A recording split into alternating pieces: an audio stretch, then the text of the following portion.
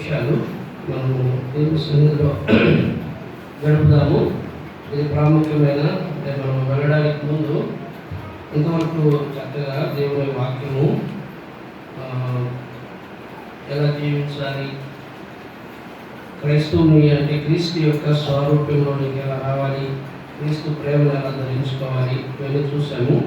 వాస్తవంగా ప్రభు నాకు కూడా రాత్రి ప్రార్థన చేసుకుంటున్నప్పుడు ఈ వాక్యము 1 కొరింథీయులకు రాసిన పత్రిక 13వ అధ్యాయము 13వ వచనం మీద మాట్లాడాలని ప్రేరేపణ తీసుకొచ్చారు.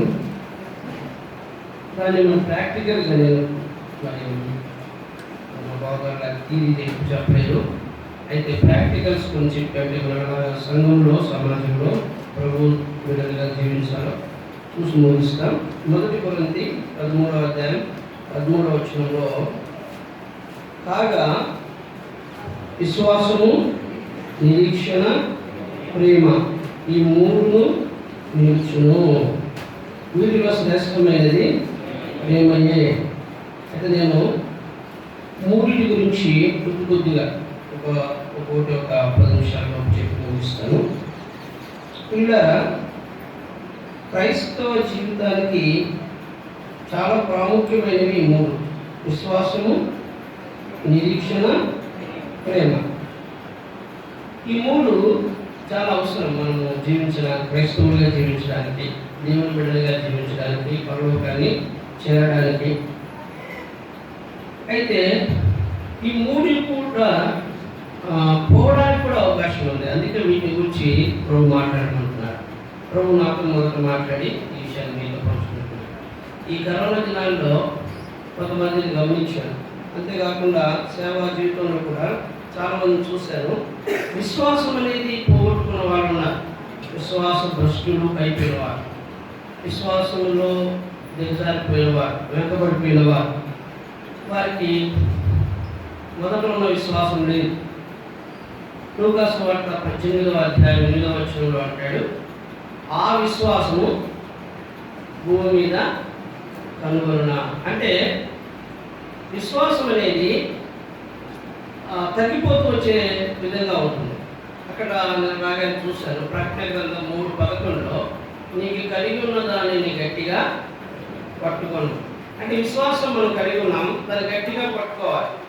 విశ్వాసం కలిగి ఉన్నాం, ఆ విశ్వాసంలో స్థిరపడాలి.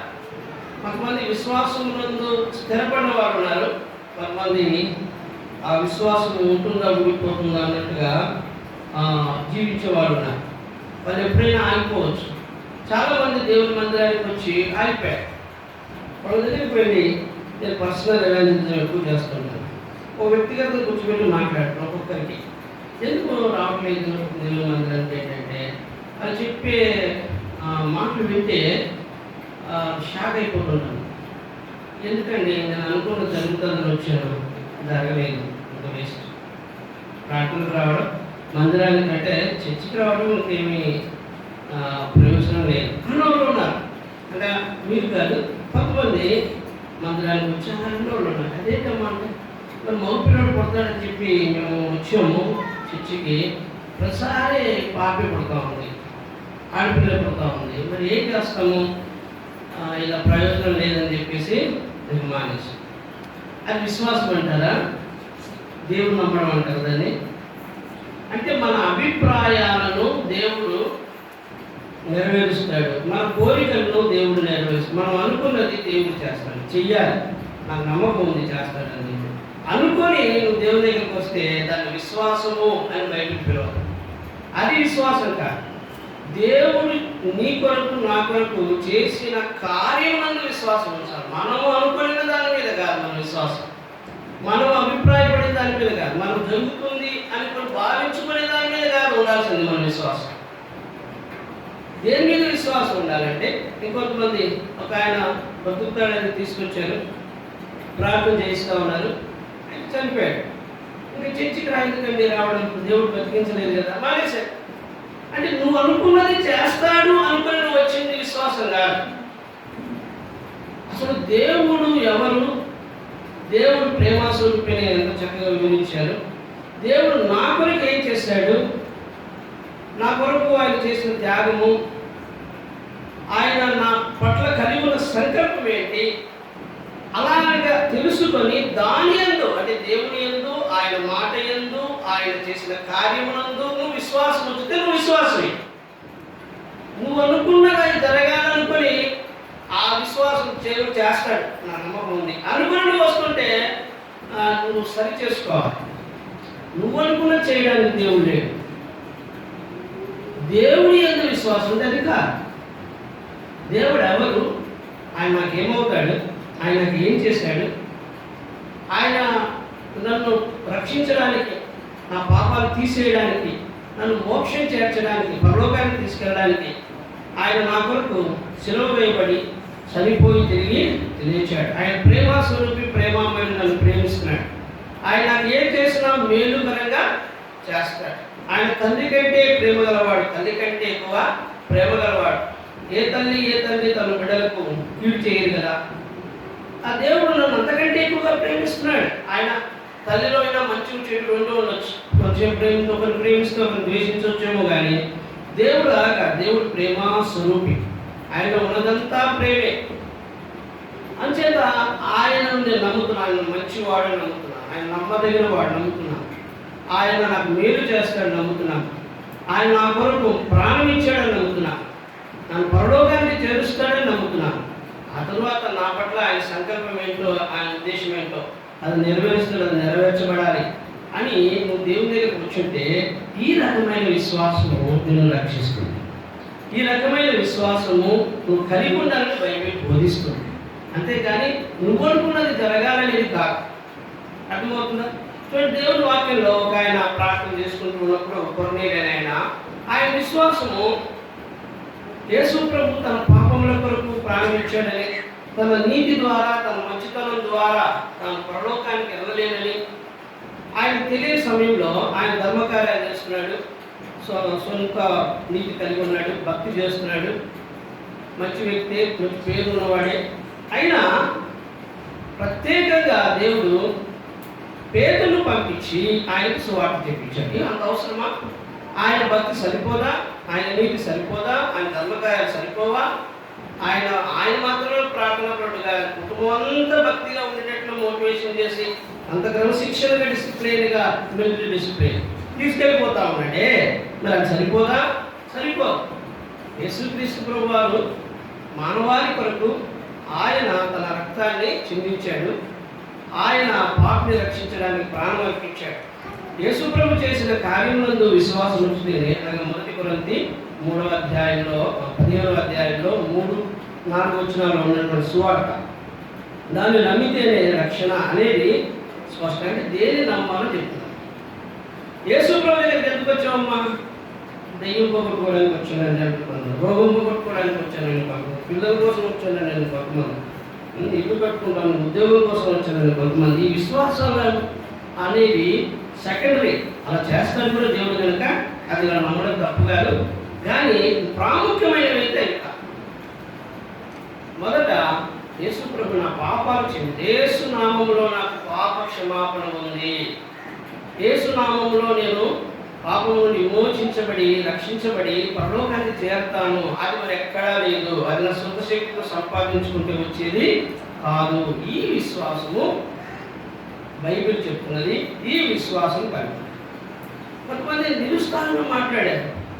ఎంత ప్రార్థన చేశామండి, ఒకరికి కరోనా వచ్చింది, చనిపోకూడదు అని ఇంతగా ప్రార్థన చేశాం. మరి దేవుడు వినప్పుడు ప్రార్థన ఎందుకంటే చేయడం? ప్రార్థన చేసినా ఆయన చేయాల్సింది చేస్తూ ఉన్నాడు. ఆయనకి ఏది ఇష్టమో అది చేస్తున్నాడు, మనం అడిగితే చేస్తున్నాడే లేదు అంటుంది. మన చిత్తమో ఏంటి? అంతా ఆయన చిత్తమే, ధైర్యం ఇష్టం అంటుంది. సో ఏం చెప్తాం అంటే ఆమె అనుకున్నది జరిగితే అది దేవుడు చేశారు. దేవుడు నమ్మడం అంటే కాదు. కనుక ప్రియులారా, విశ్వాసము అనేది యేసు ప్రభు మన కొరకు చేసినటువంటి దాని మీద. అలాగే మన పట్ల దేవుడు ప్రణాళిక ఏంటని మనం అడిగితే ప్రభు చూపిస్తాడు. దేవుడు బయటపరుస్తాడు, నడిపిస్తాడు, తన వాక్యం ద్వారా నడిపిస్తాడు. అలాంటి విశ్వాసాన్ని మనం కలిగి ఉండాలి. ఈ విశ్వాసం అనేది చూడండి, కొలస్సీలకు రాసిన పత్రిక దయచేసి చదువుదాం. 2వ అధ్యాయము 6-7 వచనం. కొలస్సీలకు రాసిన పత్రిక 2వ అధ్యాయము 6-7 వచనాలు చూద్దాం.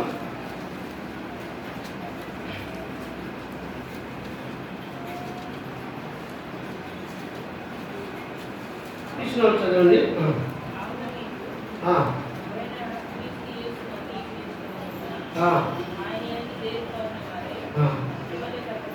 ఇంటి వల్ల కట్టబడుచు. చూడండి, మనం విశ్వాసమునందు స్థిరపడుచు రావాలంటే, అంటే విశ్వాస జీవితం అనేది చూడండి, కొంతమంది ఏమంటారంటే బాగా స్థిరపడ్డారండి, ఆరోగ్యం వాళ్ళకి ఏం ప్రాబ్లం లేదు, స్థిరపడిపోయారు, వాళ్ళ పాప ఉద్యోగం, వాళ్ళ బాబు ఉద్యోగం, మంచి పెద్ద ఇల్లు కట్టుకున్నారు, వాళ్ళకి మంచి అన్ని దేవుడు ఇచ్చాడు, కావులు ఉన్నాయి, అలాగే అండి ఏమైపోయారు, వాళ్ళు స్థిరపడిపోయారు అనుకుంటారు. అంటే ఎలా స్థిరపడ్డారు? ఆర్థికంగా అన్ని బాగున్నాయండి, వాళ్ళు స్థిరపడ్డారు. అట్లాగా విశ్వాసంలో కూడా నువ్వు స్థిరపడ్డావు. ఈ వ్యక్తి వెనక్కి వెళ్ళాడు, నాకు అది జరగలేదు, ఇది జరగలేదు, అది నెరవేరలేదు అని విశ్వాసంలో నుండి వెళ్ళాడు, స్థిరమైపోయాడు. అతను ప్రభు ప్రేమ అర్థమైంది, ప్రభు ప్రేమ అనుభవిస్తున్నాడు, ప్రభు కార్యాలను అనుభవిస్తున్నాడు, ప్రభు వాగ్దానాలు నమ్ముతున్నాడు, అనుభవిస్తున్నాడు. ఇతనికి దేవుని యందు స్థిరమైన విశ్వాసము ఉంది. మరణం వరకు తప్పిపోడు, మరణం వరకు వెనక్కి వెళ్ళని విశ్వాసాన్ని విడిచిపెట్టాడు, విశ్వాస భ్రష్టుడు కాడు. ఆ స్థితిలోకి మనం రావాలి. అది స్థిరమైన విశ్వాసం. అది ఇంటి వలె కట్టబడచ్చు. ఇల్లు ఎలాగా, ఇల్లు కట్టినంత ప్లాన్ వేస్తాం. మన కథను ఇల్లు కట్టాడు, నాకు తీసుకెళ్ళి చూపిస్తున్నాడు, అన్న ఇంకోసారి మీ ప్లాన్ చెప్తారా ఎలాగంటే దాని గురించి నిరంతరం ఆలోచిస్తున్నాడు. ఎలాగ పునాది దగ్గర నుంచి ఆలోచిస్తాం, ఎలాంటి ఐరన్ వాడాలి, సిమెంట్ ఏది వాడితే బాగుంటుంది. కానీ ఒక ఇల్లు కట్టుకునేవాడు ఎంత జాగ్రత్త పడతాడు. అలాగే విశ్వాస జీవితం కట్టుకునేవాడు కూడా నా విశ్వాసాన్ని ఎవరితో ఉంటే వృద్ధి అవుతుంది, నా విశ్వాసాన్ని ఎలా బలపరుచుకోవాలి. ఇల్లు కట్టుకున్నప్పుడు ఎంత జాగ్రత్త తీసుకుంటావో నీ జీవితం, విశ్వాస జీవితాన్ని కూడా అలాగే కట్టుకుంటూ అందరితో తిరగడం, మరి ప్రార్థన అయిపోయిన తర్వాత లోకస్తులతో ఎక్కువ సహవాసం చేస్తూ ఉండడం, అలా చేస్తూ ఉంటే నీ విశ్వాసం ఏమవుతుంది? అందుకే విశ్వాసము కలిగిన వారితో కలిసి ఉండలేదు కనుక వారి వినిన వాక్యము నిష్ప్రయోజనం ఆయన అంటాడు. విశ్వాసం గల వారితో కలిసి ఉండడం, విశ్వాసులతో కలిసి సహవాసంలో ఉండడం. అదే మొదటి వర్తమానం, రెండో వర్తమానం ఉన్నట్టుగా అపోస్తుల బోధ యందును, సహవాసమందును, రొట్టె ఉచ్చుట యందును, ప్రార్థన యందును, వీటిలో బలంగా ఉంటే మనం విశ్వాసంలో ఎదుగుతాం, విశ్వాసం బలమవుతుంది. కనుక ప్రియులారా, మన జీవితము, విశ్వాస జీవితాన్ని అనుదినము మనము వృద్ధి చేసుకుంటూ రావాలి, ప్రతిరోజు పరీక్షించుకోవాలి. 1 కొరింథీ 13వ అధ్యాయంలో అంటాడు, 2 కొరింథీ 13వ అధ్యాయంలో మీరు విశ్వాసం గలవారై ఉన్నారో లేదో ఇప్పుడు అంటే అట్ ప్రజెంట్ 13:5 మీరు విశ్వాసం గలవారై ఉన్నారో లేదో మిమ్మల్ని మీరే శోధించుకొని చూచుకొని, మిమ్మల్ని మీరే పరీక్షించుకొని, మీరు భ్రష్టులు కాని ఎడల అంటాడు. చాలా మంది నీతిమంతులు విశ్వాసం మూలంగా జీవిస్తాడని వాక్యం చెప్తుంది కదా. కానీ కరోనా దినాల్లో పనులు లేవండి, మరి ఎట్లా బ్రతుకుతాం?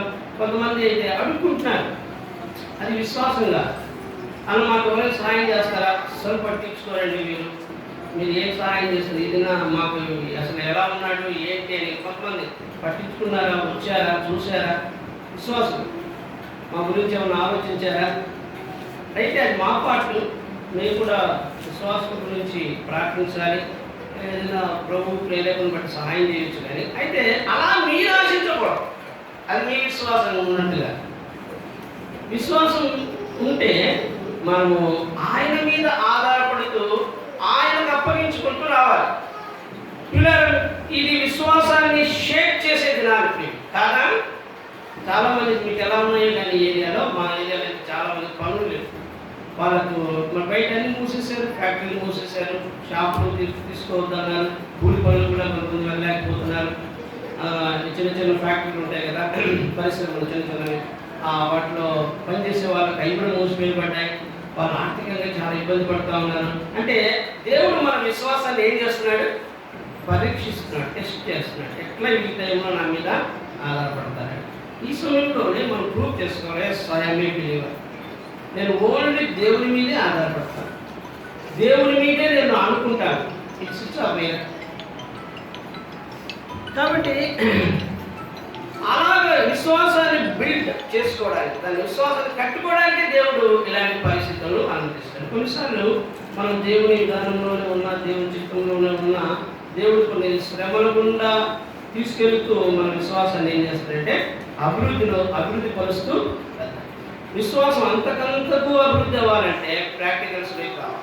అంటే మనం ఒక లేమిలోకైనా రావాలా, ఒక కొరతలోకైనా రావాలా, ఒక అనారోగ్యంలోకైనా రావాలా, ఒక ఇబ్బందులకరమైన పరిస్థితుల్లో అయినా, ఒక అవమానకరమైన పరిస్థితుల్లో అయినా, ఇతరులు ఇలాంటి వెళ్ళేటప్పుడే మన విశ్వాసం అనేది బయటపడతా వస్తుంది. ఆ టైంలో దేవుని మీద ఆధారపడడం, ఆయన ఆనుకోవడం, ఆయనకు అప్పగించుకోవడం, ఆ సమయంలో దేవుని సహాయాన్ని పొందడం, ఈ విధంగా మనము విశ్వాసాన్ని ఏం చేస్తాము, కట్టుకుంటాం. విశ్వాసంలో స్థిరం అవుతాం. ఇది చెప్పేది తీరులాగా ఉంటే మీకు ఈజీగా ఉంటానేమో కానీ అనుభవంలోకి వెళ్ళినప్పుడు కొంత కలవరంలాగా, కొంత ఇబ్బందిలాగా, శోధనలాగా అనిపిస్తుంది. నిలబడతామా ఇలా అయినా నేను ఆ అనుభవంతో కూడా చెప్తున్నాను. మనల్ని పిలిచిన వాడు నమ్మదగిన వాడు, ఎప్పుడు విడిచి పెట్టాడు. ఏ పరిస్థితుల్లో కూడా నేను విడిచిపెట్టాను, ఏ ఇబ్బందుల్లో కూడా నేను విడిచిపెట్టాను, ఏ అనారోగ్యంలో కూడా నేను విడిచిపెట్టాను, ఏ ఆర్థిక లేమిలో నేను విడిచిపెట్టాను, నేను ఆదుకుంటాను. ఆయన సజీవుడు కనుక అలా చేస్తాడు. ఆయన నీ పరిస్థితి ఎదిగినవాడు కాబట్టి నీకు తప్పకుండా ఆదుకుంటాడు. ఇలాంటి సమయం వచ్చినప్పుడే నీ విశ్వాసాన్ని వృద్ధిపరచుకునే సందర్భం దేవుడు నీకు ఇచ్చాడు. దీన్ని సద్వినియోగం చేసుకుని ఆత్మీయంగా ఎదుగుతూ విశ్వాసంలో స్థిరపడుతూ రావాలి అని దేవుడు మాట్లాడుతూ ఉన్నాడు. రెండో విషయం ఏంటంటే ప్రేమ, నిరీక్షణ. నిరీక్షణ అనేది మనం చూసినట్లయితే ఒక మాట చూద్దాం. రోమీయులకు రాసిన పత్రిక 15వ అధ్యాయం 4వ వచనం. రోమీయులకు రాసిన పత్రిక 15వ అధ్యాయము 4వ వచనం చదువు. ఏలయనగా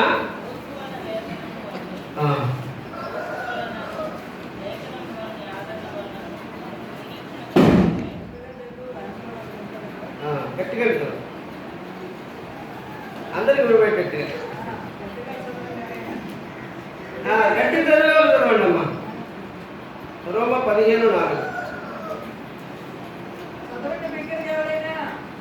ఏలైనగా ఓర్పు వలన లేఖనముల వలన ఆదరణ వలన మనకు నిరీక్షణ కలుగుటకై పూర్వమందు రాయబడినవన్నీ మనకు బోధ కలుగు నిమిత్తము రాయబడి ఉన్నవి అంటారు.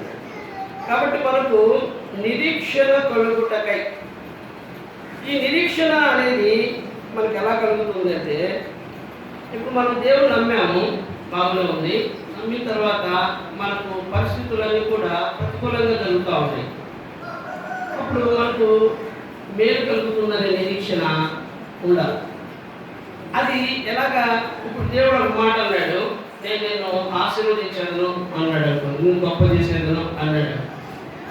అయితే మన చుట్టూ పరిస్థితులు చూస్తే ఆ విధంగా కనబడ్డాడు. ఉదాహరణకి యోసేపు ఉన్నాడు. యోసేపును దేవుడు దర్శించి ఒక దర్శనం ఇచ్చాడు. ఏమని? ఆయన పొలం నిలబడి ఉంటుంది, పొలంలో మిగిలినవన్నీ వాళ్ళ అన్నదమ్ములంతా సాగిలపడుతున్నట్టుగా ఆయన అధికారి అయినట్లు దేవుడు చూపించాడు. అయితే ఆయన కళ, ఆయన దేవుడు ఇచ్చినది దర్శనము, అది దాని కొరకు ఆయన ఏం చేయాలంటే నిరీక్షణ కలిగి ఉన్నారు. ఎవరు? యోసేపు. నిరీక్షణ కలిగి ఉన్నాడు యోసేపు. అయితే పరిస్థితులు ఎలా ఉన్నాయి? నిరీక్షణ కలిగి ఉన్నప్పుడు పరిస్థితులు ఎలా ఉన్నాయంటే ప్రతికూలంగా ఉన్నాయి. అసలు మనం బైబిల్ ఒకేసారి చదివేస్తున్నాం కాబట్టి ఆయన గురించి 39వ అధ్యాయం నుంచి 37వ అధ్యాయం నుంచి మనం లాస్ట్ వరకు చూస్తాం కాబట్టి ఓ యోసేపు ప్రధాన అయిపోయాడు, కాలం నెరవేరిపోయింది, దర్శనం. కానీ ఆయన లేదు కదా ముందు, ఆయన కాలంలోకి వెళ్ళిపోతాం మనం. ఆయన కాలంలో మనం ఉన్నాం అనుకున్నాం. అప్పుడు మనకు తెలియదు, ఆయనకు తెలియదు ఏం జరుగుతుందో, ఎట్లా జరుగుతుందో, ఆ కళను ఎలా నెరవేరుతుందో తెలియదు.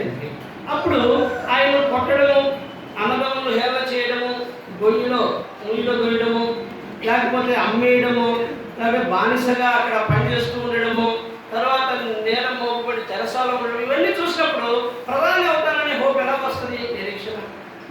నాకు వచ్చిన కళ నెరవేరుతుందని ఎలా అనిపిస్తుంది? అవన్నీ ఏమైనా ఇప్పుడు ఒక వ్యక్తి ఉన్నతమైన స్థాయి IAS అవుతున్నాడంటే అన్ని దాంట్లో మంచి మంచి 10th ఇంటర్మీడియట్ తర్వాత నెక్స్ట్ చదవాల్సింది ఈ మెయిన్స్ అవి ఉంటాయి కదా, వాటన్నింటిలో దాటుకుంటూ వెళ్ళిపోతుంటే కొడతాను వెళ్ళిపోతున్నా అనుకోవచ్చు.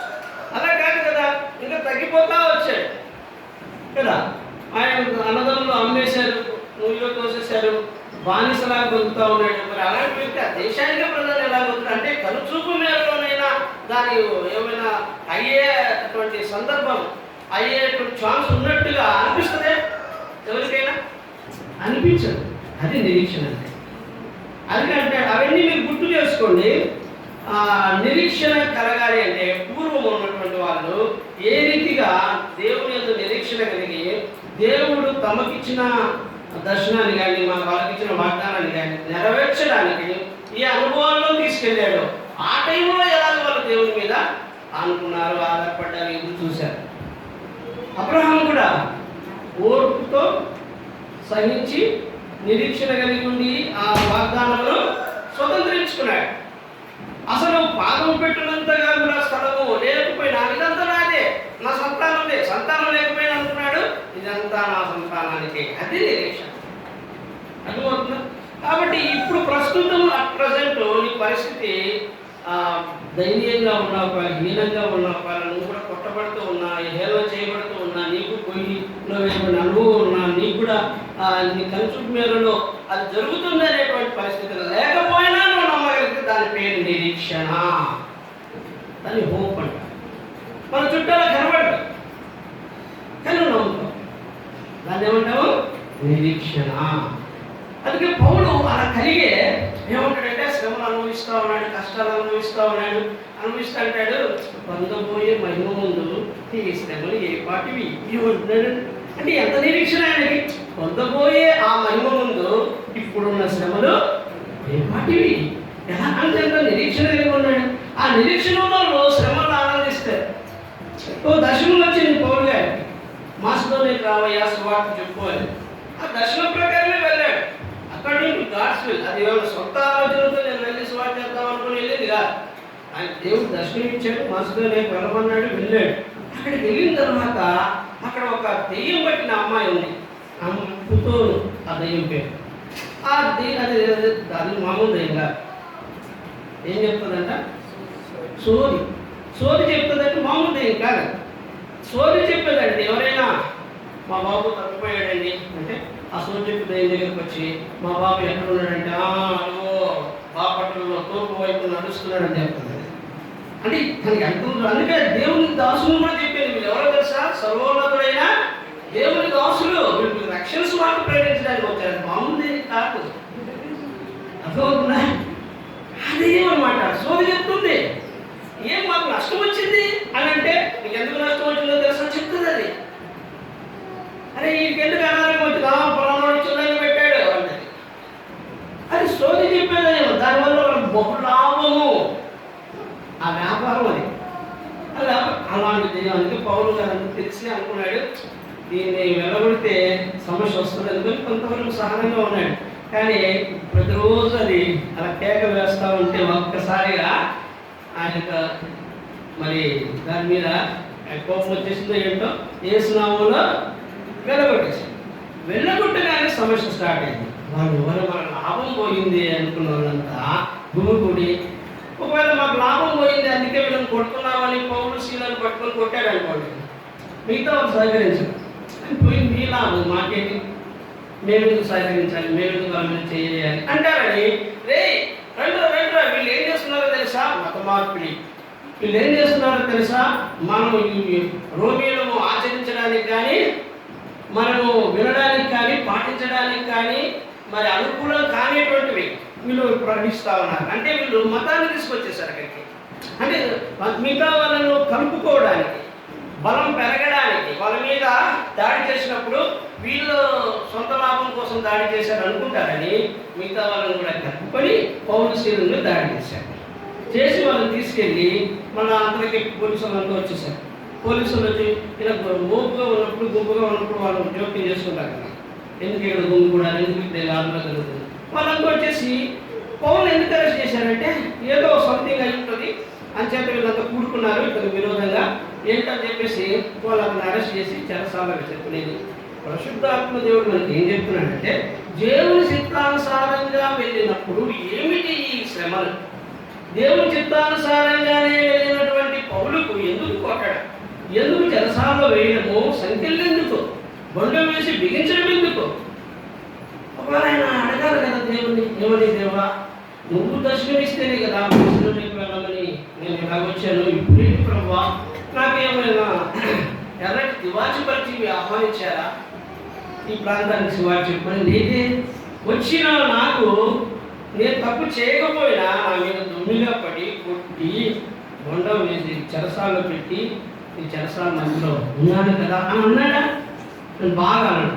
ఏంటంటే ఆయన నిరీక్షణ, ఏది చేసిన దేవుడు, ఆయన రాసిన రోమిలకు రాసిన పత్రికలో 8 మేలు కలంగానే, అంటే నీకు సంభవించేది ఏదైనా కానీ నువ్వు నిరీక్షణ కలిగి ఉండు, అది మేలుకరంగానే జరుగుతుంది.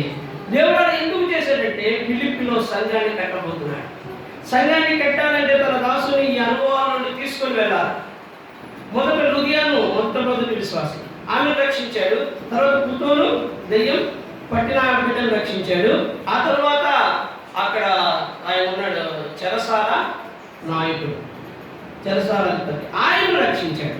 ఆయన కుటుంబం అదే రోజు బాప్తిసం తీసుకున్నారు. అంటే ఆ విధంగా ఒకరొకరు యాడ్ అయ్యి సంఘం అక్కడ స్థాపించబడాలంటే ఈ పౌరు శ్రమలో సంఘం ఎటువంటి మాటలు కాదు. అందుకు దేవుడు ఉద్దేశంతో తీసుకెళ్ళాడు కనుక నేను దేవుడు తీసుకుని వెళ్తున్నది. యోసేపులాగా వాళ్ళు శ్రమంలో ఉన్న నిరీక్షణ కలిగి ఉండు. ఒకరోజు నీకు ఇచ్చిన వాగ్దానం నెరవేరుస్తాడు, నీకు ఇచ్చిన మాట తప్పడు. ఆయన చేయాలనుకున్న మీరు ఆయన చిత్త ప్రకారం నువ్వు ఉండగాని పౌరులాగా శ్రమ అనుభవిస్తున్నావా, అయినా నిరీక్షణ కలిగి ఉండు. నేను ఏదో ఉద్దేశ ప్రణాళికతోనే ఆ అనుభవంలో తీసుకొని వెళ్తున్నాడు. దీన్ని నిరీక్షణ. తర్వాత ఏం చెప్పాడు? ప్రేమ. మా బాబు గారు ఎక్కువ చెప్పేశారు కాబట్టి ఒక 5 నిమిషాలు చెప్తాను. ప్రేమ అనేది చాలా శ్రేష్టమైనది అన్నాడు. ఆ 3 చెప్తూ 3 కూడా శ్రేష్టమైనది ప్రేమ. ఈ ప్రేమ అనేది ఇక్కడ కొలసీలకు రాసిన పత్రికలో ఉంటుంది. అంటే మన పరిపూర్ణ భక్తిని చూపిస్తుందంట. 3:14 అనుకుంటా. దయచేసి చూడండి, కొలసీలకు రాసిన పత్రిక 3వ అధ్యాయము 14వ వచనం. కొలసీ 3:14.